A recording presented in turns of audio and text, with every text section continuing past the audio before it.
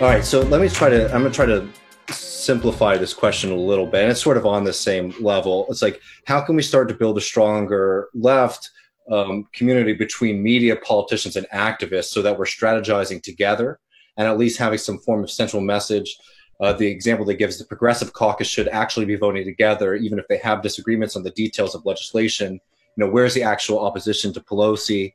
Yeah. I think, the gist of the question is like, how can we build some kind of centralized thing? And I'll just take a quick stab at it because obviously it's like that's like the question, right? That's the biggie. Yeah. Not looking good lately, folks. Not looking good. No, I think that's the point. I'm telling you, I think that we have to look at the kind of mistakes and victories that we've had with Bernie and the Labour movement, the Labour Party in the UK, with like this kind of left populism and return to. I guess what I'm saying is like to do the kind of politics that we want to do, we have to create the people. We have to create something that unifies a vast majority of people who have very different cultural preferences, beliefs, live in different areas, right? But we need to come up with something that unites those folks together, right? And now we say that that's class, but again, that's hard to articulate. Everybody, like the working class for most people is like the people that I like. And then everyone else is, the oppressor or bourgeois. So it's like, finding that kind of there are a good amount of issue, and this also, might be controversial, but I could tell you like some version of economic leftism is very broadly appealing. 100%, now, 100%. How you define that, this is another thing I think we need to interrogate more. And again, I'm going to just be relentless. There's is statements and ought statements. So you can read a Democratic pollster like Stan Greenberg, who is, absolutely not in our politics, and he'll 100% say the Democratic Party should be doing a lot more in terms of broad-based economic programs. And he's wary of Medicare for All, I'm sure because of some of his client work, but also because Medicare for All is more ambitious and it is easier to fearmonger, and it would, I think it's already changing, frankly, post-COVID. I have no doubt that tens of millions of people who might have been comfortable listening to Joe Biden lie about it a couple of weeks ago are all of a sudden feeling a little bit different about it. But I think, though, that I think we can very safely say, and there's not many things we can say in politics that safely, that a broad base of how we reach people is some combination of universal economic populism combined with enough civic and legal basic mutuality and respect so that everybody is literally materially safe in it, and a total jettisoning completely of subcultural politics. And I would include in that not only the woke stuff that we've critiqued a ton for many reasons, but even frankly, like,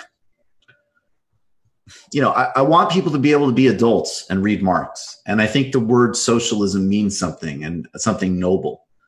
But I also think that a lot of that sort of rhetoric and style is just not appealing to most folks. And I'm not interested in, trying to fight people to migrate over to certain cultural terrain. I want them to be their own substance. I think we could say that one pretty safely. And I think I'm actually optimistic.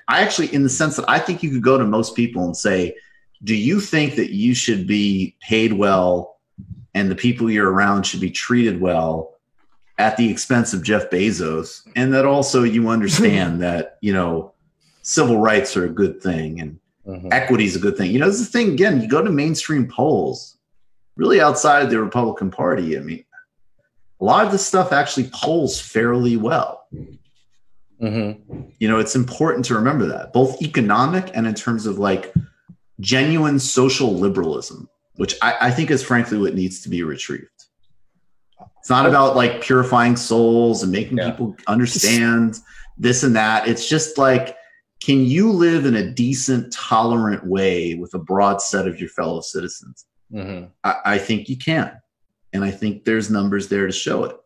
And I don't think the performative woke stuff helps. And I don't think, frankly, telling people, if you want healthcare, here's a Stalin emoji.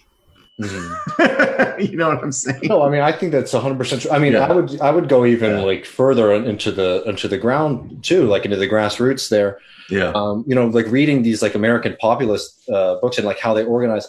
It's like, fundamentally, most of these political organizations came, like the ones that were like the way that economic populism was able to mobilize people was because there were organizations built around those economic issues, right? Of course. The American populist movement grew out of the alliance of farmers, right? Because farmers were getting screwed over. So they were having a hard time buying goods. So they pulled their resources together so that they could buy in bulk and take care of each other. Those then developed into the political organizations. In the same way, I'm not as much of I don't have as much knowledge directly into the UK about the specifics, but the Labour Party is another example of that, right? These come out of labor movements and then they became political movements, right?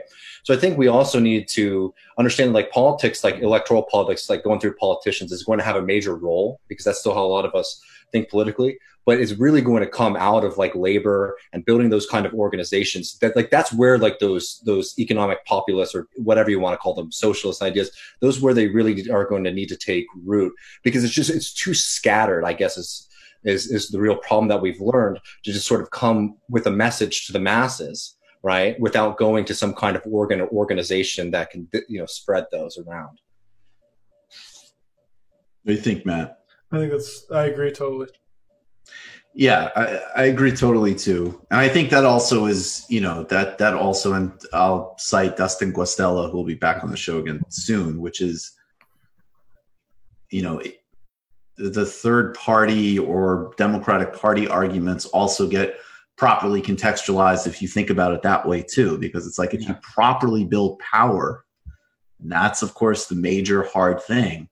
But if you properly build power, then the actual things will emerge from it. And and by the way, I mean, it was very noble. And again, this was why I didn't have any tolerance for being, silly about Bernie, because what Corbyn and Bernie represented was simply the very unique possibility of skipping forward through an electoral vehicle. That almost never is going to happen. And that's why they were opportunities that shouldn't have been Hail Marys, basically. Yeah, they were Hail Marys. That's why you don't, sit around nitpicking. But, but again, I mean, short of that, there's not going to be opportunities like that coming up anytime soon.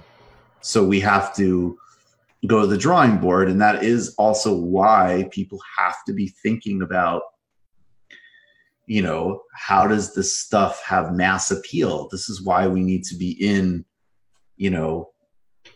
frankly, I mean, like what we were talking about earlier in some ways. I mean, how can this stuff be more like the NBA? Honestly. Yeah. Not some horrifying, grotesque social media spectacle. You just watched a Michael Brooks Show video. Subscribe to get them all. Why wouldn't you? Don't be foolish. Click subscribe below and become a patron as well. Patreon.com/TMBS. Thanks, everybody.